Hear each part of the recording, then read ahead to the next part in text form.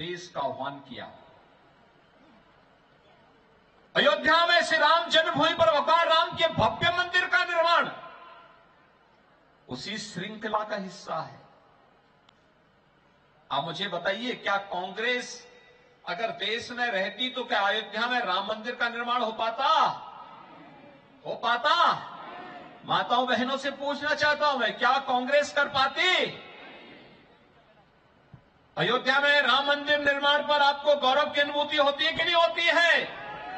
500 वर्षों के बाद गुलामी के ढांचे को समाप्त करके अयोध्या में भगवान राम के भव्य मंदिर का निर्माण हो रहा है।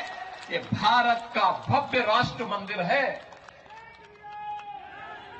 हर भारतवासी को गौरव की अनुभूति करनी चाहिए कि हम राम की धरती पर पैदा हुए हैं और किसी कालखंड में किसी विदेशी आक्रांता ने अयोध्या में राम मंदिर को तोड़ करके वहां पर एक विवादित ढांचा खड़ा किया था।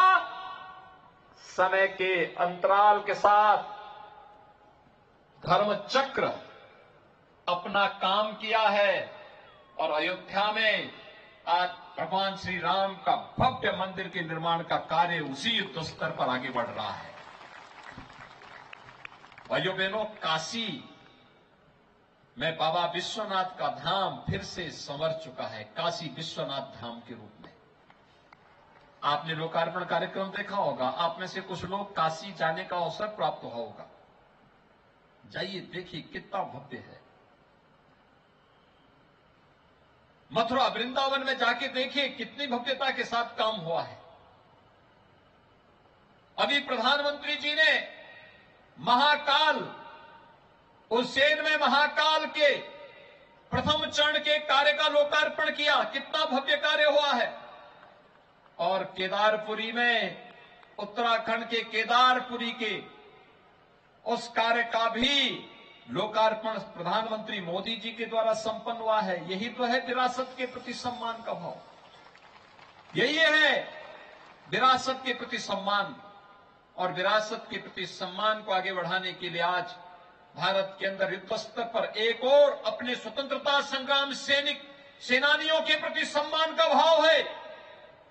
आजादी के उन सभी नायकों को सम्मान दिया जा रहा है। देश की सीमाओं पर भारत की सुरक्षा करने वाले अपने सैनिकों के प्रति कृतज्ञता ज्ञापित करते हुए उन्हें सम्मान दिया जा रहा है। दूसरी तरफ अपनी आस्था के केंद्रों को संवारने, सजाने और भारत की आस्था को सम्मान देने का कार्य हो रहा है।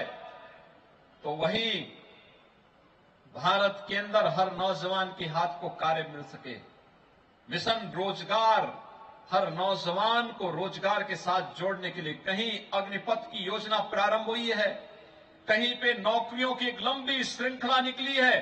10 लाख अग्निवीर निकलने हैं, अग्निवीर 10 लाख और 10 लाख अग्निवीरों की भर्ती के साथ 10 लाख नए अन्य नौकरियां सरकारी मिलनी है। भाइयों बहनों, क्या ये सब कांग्रेस के समय हो पाता? कांग्रेस कर पाती? ये कांग्रेस नहीं कर पाती। कांग्रेस अगर कर पाती तो जनता ने, देश की जनता ने, देश की जनता जनार्दन ने तो उनको पूरा अवसर दिया था, पूरा अवसर दिया था।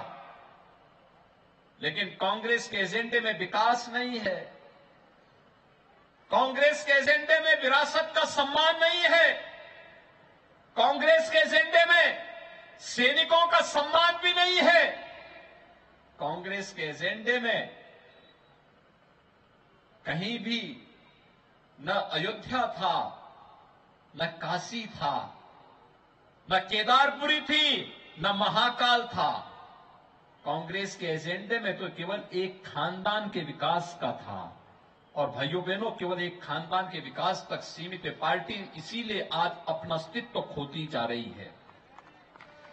इन्होंने विकास के नाम पर भ्रष्टाचार की नई नई परतें देश के अंदर खड़ी करनी प्रारंभ कर दी थी। इसका खामियाजा देश ने भुगता है। विकास अवरुद्ध हुआ है और आज उसकी कीमत हमारा नौजवान चुका रहा था, लेकिन अब भारत उससे उभर चुका है। एक नए भारत के निर्माण के लिए हिमाचल प्रदेश के अंदर डबल इंजन की सरकार फिर से आवश्यक है, क्योंकि विगत 5 वर्ष के अंदर हिमाचल प्रदेश के अंदर भाइयों बहनों जिस मजबूती के साथ श्री जयराम ठाकुर जी ने काम किया है, प्रधानमंत्री मोदी जी के मार्गदर्शन में श्री अनुराग सिंह ठाकुर जी और श्री जगत प्रकाश नड्डा जी के साथ मिलकर के वह अभूतपूर्व है। हर फील्ड में काम हुआ है। मुझे थोड़ा बताइए कि क्या अभी कोरोना जैसी महामारी से देश उभरा है? कोरोना के बाद कोरोना अगर कांग्रेस के शासनकाल में दुर्भाग्य से आया होता, क्या हाल हुआ होता? प्रधानमंत्री मोदी जी की लीडरशिप थी। हिमाचल में श्री जयराम ठाकुर जी के नेतृत्व में जिस मजबूती के साथ काम हुआ, फ्री में टेस्ट, फ्री में उपचार, फ्री में वैक्सीन और हर गरीब को फ्री में राशन की सुविधा भी, देश के अंदर 80 करोड़ गरीबों को फ्री में राशन की सुविधा भी उपलब्ध करवाई गई। वृद्धजनों को वृद्धावस्था पेंशन, दिव्यांगजनों को दिव्यांग पेंशन, निराश्रित महिलाओं को निराश्रित महिला पेंशन, किसान अन्नदाता किसानों को प्रधानमंत्री किसान सम्मान निधि और हर गरीब को आयुष्मान भारत के साथ ही हिम केयर के माध्यम से 5 लाख रुपए सालाना स्वास्थ्य बीमा का कवर देने का काम भी ये डबल इंजन की सरकार ने ही किया है। अगर कांग्रेस के एजेंडे में विकास होता तो भाइयों बहनों 50-55 वर्षों तक उन्होंने शासन किया, कभी उन्होंने विकास को एजेंडा नहीं बनाया। विकास उनके एजेंडे का हिस्सा नहीं था, विरासत का सम्मान उनके एजेंडे का हिस्सा नहीं था, सैनिकों का सम्मान उनके एजेंडे का हिस्सा नहीं था, गुलामी के अंश की सर्वथा मुक्ति उनके एजेंडे का हिस्सा नहीं था। वे कभी इसको अपना एजेंडा नहीं बना पाए और इसलिए भाइयों बहनों हिमाचल के विकास की यात्रा बुलेट ट्रेन की तरह तेजी के साथ आगे बढ़ती रहे।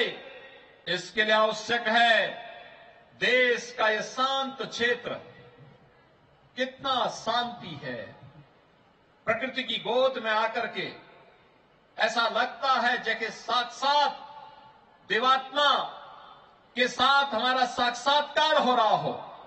और हिमाचल के अंदर इस प्रकार की अनुभूति हम सबको होते हुए दिखाई देती है। यह साक्षात्कार शांति के माहौल में ही संभव है, अन्यथा नीचे से माफिया और प्रकृति के तत्वों पर घुसेंगे, कांग्रेस की जो प्रवृत्ति है समस्या ही खड़ी हो जाएंगी। क्योंकि आपको मालूम है उत्तर प्रदेश से माफियाओं का हमने सफाया कर दिया है।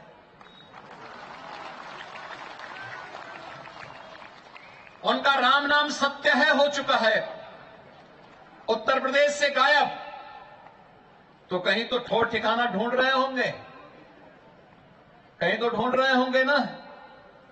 तो इसलिए हिमाचल प्रदेश को सुरक्षित रखने के लिए, हिमाचल के विकास को तेज गति देने के लिए, हिमाचल के नौजवानों के लिए और विकास की इस गति को स्वास्थ्य के क्षेत्र में, ग्रामीण विकास के क्षेत्र में, शिक्षा के क्षेत्र में, रोजगार के लिए, माताओं बहनों के सम्मान और स्वावलंबन के लिए डबल इंजन की सरकार फिर से बननी चाहिए। और डबल इंजन की सरकार के लिए आवश्यक है श्रीमती माया शर्मा जी का यहां से विधायक बनना आवश्यक भी है। पिछली बार भाइयों बहनों चूक हो गई थी तो विकास में पिछड़ गए, ऐसी चूक तो नहीं होगी ना, ऐसी चूक तो नहीं होगी।